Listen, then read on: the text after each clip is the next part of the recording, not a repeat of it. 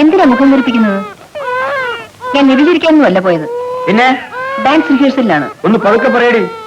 എന്റെ ദാമ്പത്യ സുഖം ഞാൻ മാത്രം അറിഞ്ഞാ പോരെ? അയൽക്കാരെ കൂടി അറിയിക്കണം.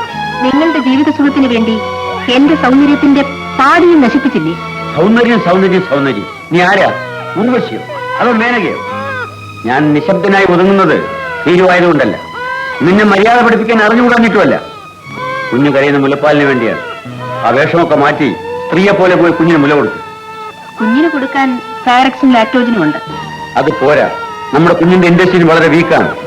1 വയസ്സ് വരെ മുലപ്പാല് മാത്രമേ കൊടുക്കാവൂന്നാണ് ഡോക്ടർ പറഞ്ഞത്. ഡോക്ടർ പറഞ്ഞില്ല, നിങ്ങൾ പറയിച്ചു. എന്റെ സൗന്ദര്യത്തോട് നിങ്ങൾക്ക് അസൂയയാണ്. അത് നശിപ്പിക്കാൻ ഓരോ മാർഗം കണ്ടുപിടിക്കുകയാണ്. കുഞ്ഞിന് മുല കൊടുക്കരുത്. പോയി കുഞ്ഞിനെ എടുക്കാൻ. പേടിപ്പിക്കരുത്. നിങ്ങൾ എന്നെ അടിച്ചു. You uncultured brute. ഞാൻ എല്ലാം നശിപ്പിക്കും.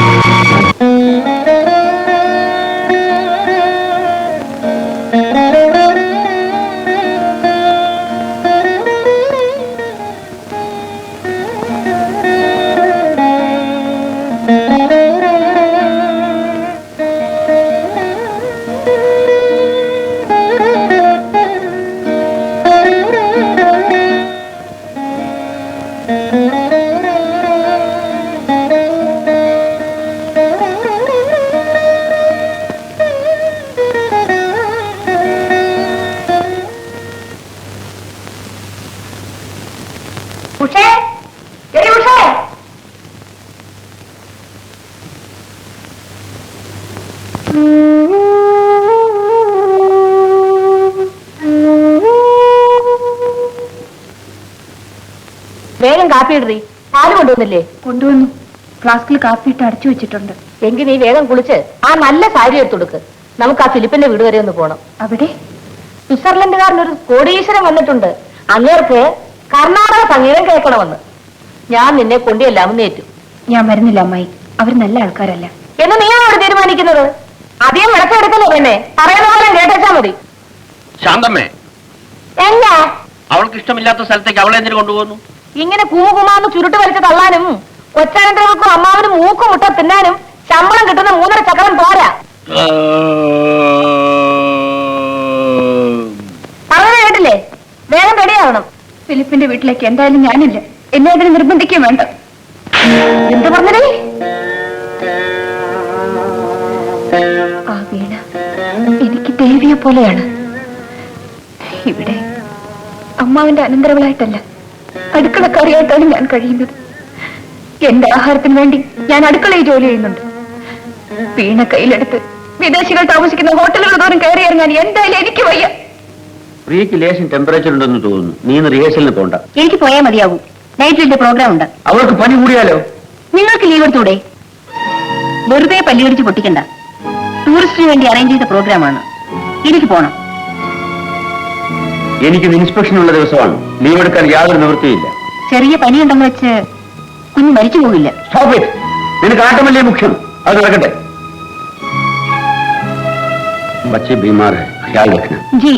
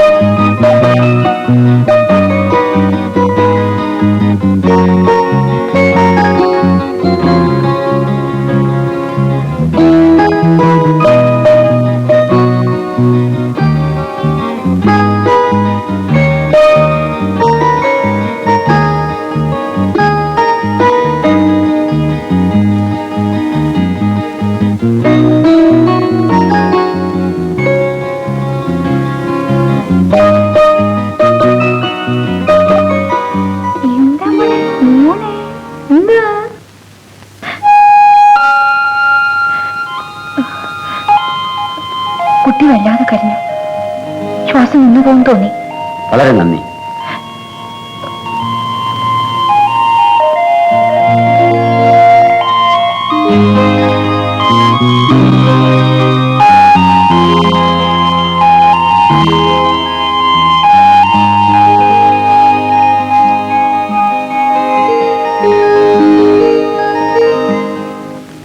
എവിടെ പോയിരുന്നേ? അങ്ങേ വീട്ടില്. എന്തിന്?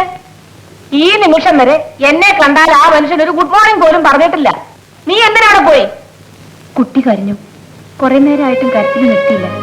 എനിക്ക് പേടി തോന്നി. പേടിയോ?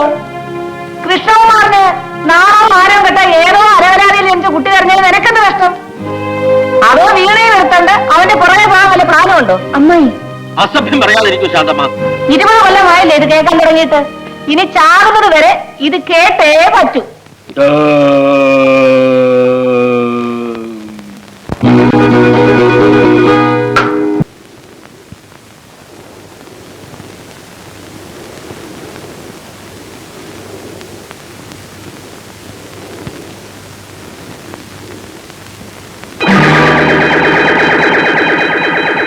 ടൂറിസ്റ്റുകൾക്ക് വേണ്ടി നടത്തുന്ന ഇന്ത്യൻ ക്ലാസിക്കൽ ഡാൻസ്.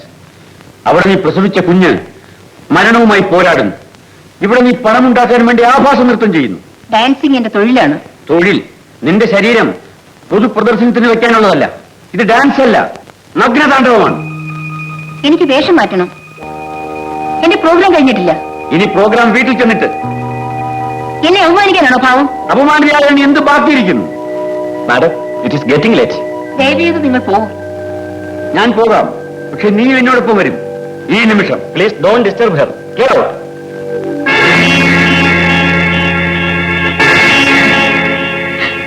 വേഗം.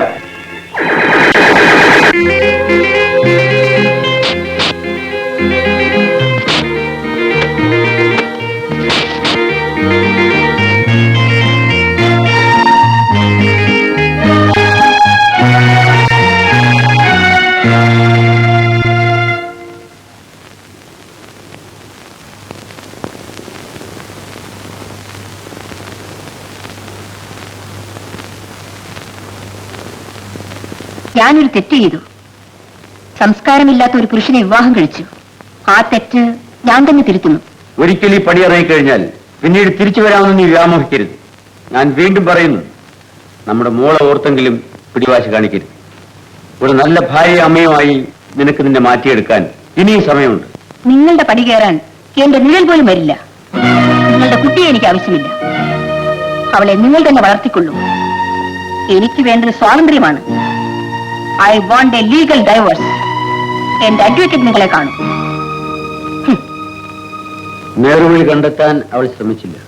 രണ്ടാമത്തെ വഴിയാണ് നിന്റെ അമ്മ സ്വീകരിച്ചത്. സൂട്ട് കേസും എടുത്തുകൊണ്ട് ആ പാതിരാത്രിയിൽ അവൾ വീട് വിട്ടിറങ്ങി പോകുന്നത് ഞാൻ നോക്കുന്നു. ഒന്നും അറിയാത്ത നീ എന്റെ മാറോട് അമർന്നിരുന്ന മയങ്ങി.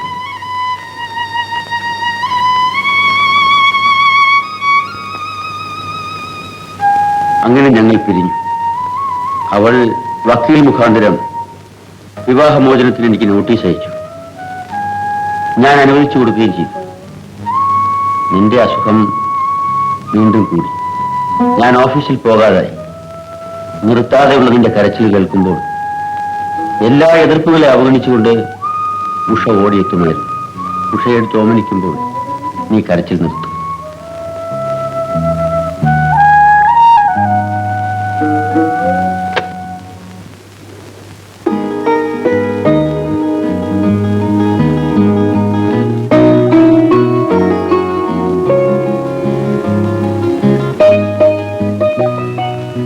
നേരം വളരെ ഉഷ പൊയ്ക്കോളൂ.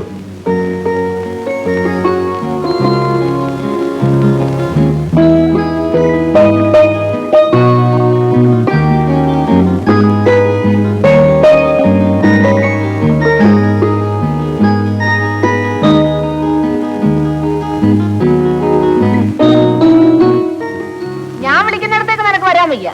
ഭാര്യയെ ഉപേക്ഷിച്ച് എന്തിനും തയ്യാറായി നിൽക്കുന്ന ആ എന്തിനെ ബെഡ്റൂമിലേക്ക് പോകാൻ നിനക്കൊരു മടിയില്ല. കൊച്ചിനെ കാണാനാണെന്നൊരു കിന്നാരവും പറയും. അമ്മായി എന്നെ അടിച്ചോ? എന്നാലും പ്രിയമോളെ പറ്റി ഇത്തരം ക്രൂരമായ വാക്കുകൾ പറയരുത്. പ്രിയമോള് നീയാണോ അവളെ പറ്റത്? എടിയാണോന്ന് അങ്ങനെ നീ മിടുക്കിയാണ്ട. എന്നും കുന്നും തോക്കേടും പിടിച്ച് കിടക്കുന്ന ആ കൊച്ച എന്നായാലും ചാവും. അത് കഴിയുമ്പോ നീ എന്തോന്നും പറഞ്ഞ അവിടെ പോകുന്നത്?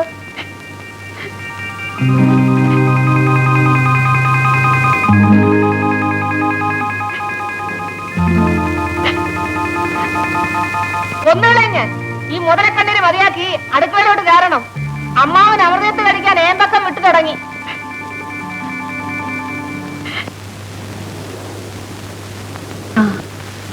മോളുടെ അസുഖം എങ്ങനെയുണ്ട്? നല്ലതുപോലെ കുറഞ്ഞു. ഞാൻ ഡോക്ടറെ കാണിച്ചിട്ടാണ് വരുന്നത്. പ്രിയമോളെവിടെ?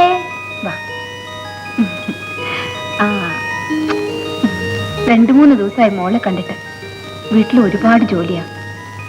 എനിക്കെല്ലാം അറിയാം. ഞാൻ വരട്ടെ.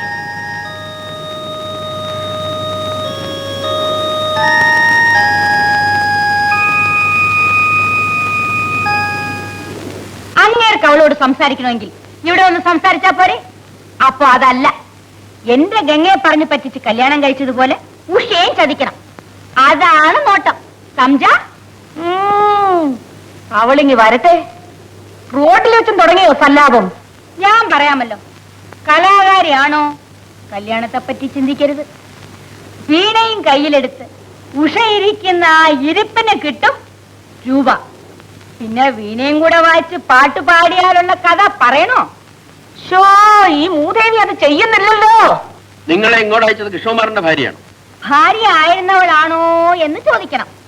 അല്ല, എനിക്ക് നിങ്ങളെ പരിചയമുള്ള കാര്യം പോലും ഗംഗയ്ക്ക് അറിഞ്ഞൂടാ. എനിക്ക് തോന്നിയത് ഞാൻ പറഞ്ഞു. ഓ, അനന്തരവളെ പറ്റി പറഞ്ഞതിന്റെ ഒരു ദണ്ണം. മോദി വലിച്ചു കയറ്റിയത്. ഉഷ,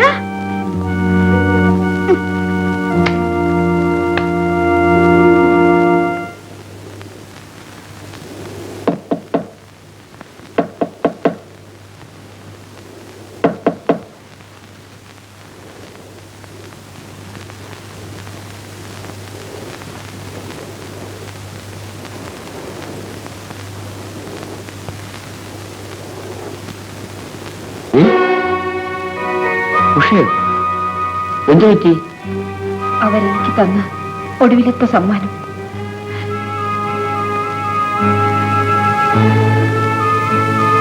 ഉഷ ഇങ്ങനെ ഇവിടെ ഈ രാത്രിയിൽ?